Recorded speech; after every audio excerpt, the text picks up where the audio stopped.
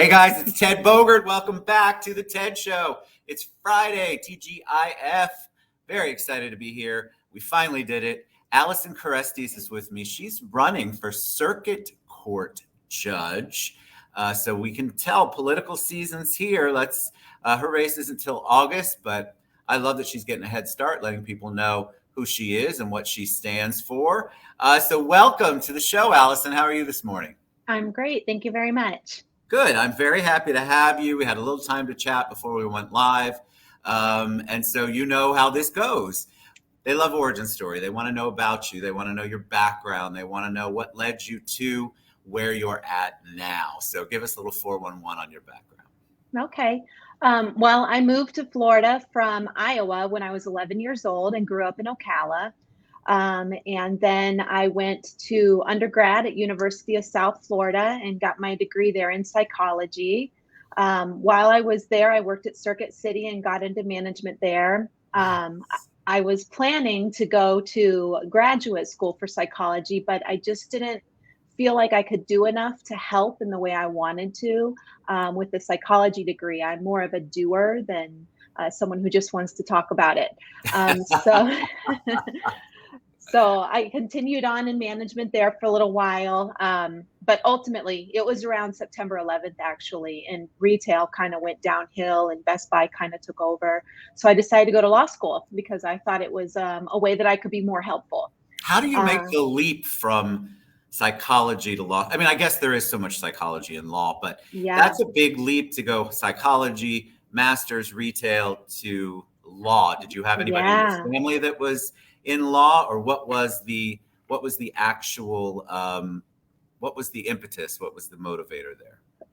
Well, I don't have any family in law. My mom's actually a doctor and my dad was a teacher. They encouraged me to go to law school because they thought, I always enjoyed like crime novels and things like that. When I was growing up, I was a big reader. They won't admit it now. My mom, being a doctor, does not like lawyers very much. There's some truth right there. I was just kind of at a crossroads, though. And so they suggested I try to get into law school, and I did. So I went to Florida State. Congratulations. Yeah, that's interesting because I think, doctors and attorneys, that's always an interesting mix there. Y'all need each other, but sometimes those relationships are not positive for different reasons. But I love the fact that they encouraged you and that was something that you found. When you got to law school, did you know what kind of law you wanted to practice, or did you have to learn that as you went? I had to learn it as I went. Law school gives a much more of a generic background, but I always gravitated towards the criminal classes. I liked them and enjoyed them. And honestly, my first job was as a prosecutor.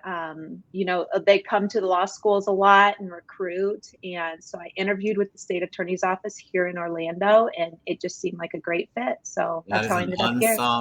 You got that whole office are unsung heroes as far as I'm concerned. Same with the public defense. I mean, what you all deal with and put up with and try to work with in a crazy system. I mean, God bless all of you. It's tough.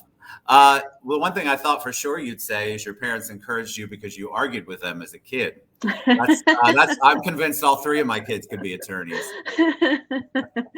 Yeah, I'm sure I argued with them plenty, but so it's one thing. So you get into law. Where did the passion come from, or where did the idea come from to become basically, as a judge, you're a public servant. So how did you make that leap?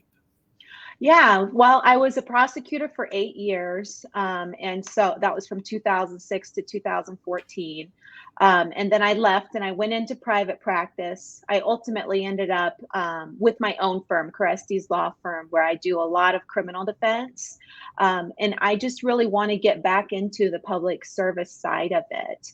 I really do enjoy running my own firm, but going back to when I wanted to be a psychology major, I just really want to be in a position where I'm being helpful. And so that's kind of what led me to decide to run for judge. And so educate us. And anytime someone comes on, I think a lot of people hear a title or an office, commissioner, circuit judge. Tell us what a circuit judge does. Okay, the circuit judge for the Ninth Circuit, which is where we are, that's Orange and Osceola County. There's also county court judges, which are just Orange or Osceola, and they handle the lower level cases, like misdemeanors or lower dollar amount civil cases. Once you get into circuit court, it can be family law, it can be restraining orders, it can be criminal, probate. All kinds of different things. The criminal cases are all felonies, and then the general civil cases are the higher dollar amounts, over $30,000. So if I were to be elected, I could be placed in any of those divisions where you would focus on one particular area for a period of time until you get moved somewhere else. So, and thank you for explaining that, because I think a lot of people don't get it. We look at our ballots and we go, okay, I don't even know what that job is for. I'm going to pick the name that I like best. Or we don't, as a whole, I think we're trying to get better. We don't really educate ourselves on what the position is, who we're voting for, and what their experience might be. And so I love it when somebody comes on and actually talks about the job that they want to have as a public servant. Tell us about the giving back, though. You want to make an impact. You want to be a public servant. How do you do that? How do you envision you doing that in the role as circuit judge? Yeah, I think one of the most important things that I bring to the table is so much experience as both a prosecutor and a defense attorney. Coming into a courtroom for anyone is such a nerve-wracking experience. A lot of people are there for the first time and they're required to speak, in a public speaking type manner. So I just want to bring that experience and also the empathy that I've gained through all the years that I've been doing this. And just try to rule fairly. Of course, we always have to follow the law, but a lot of judges need to take it that extra step further and just be patient and listen to both sides and make everyone feel heard in the process. I think that's critical, my opinion, my experience. It's critical. And there is so much I feel like that you can do, people in your position can do to impact people's lives, which then impacts all of us as the worldwide, global, local community.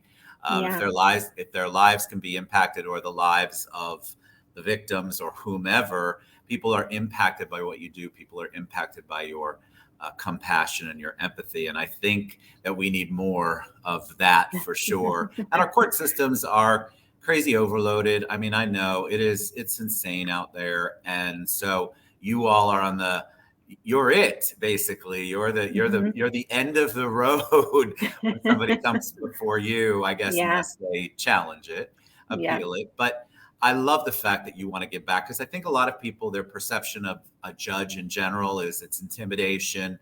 They're not listening. They're just looking at what's in front of them. They're disconnected. And I feel like there's a whole new group of people like you who really want to change that perception. Yeah. So tell me about the running part. This is you have a year. August 23rd, I think is what I read somewhere, is when we as Orange County, Osceola County voters can vote for your race. What's the political side been? Has that been an interesting one to maneuver through? I feel like people like you have a heart for it, and then you get into the arena and it's just as crazy as you see on TV in the politics.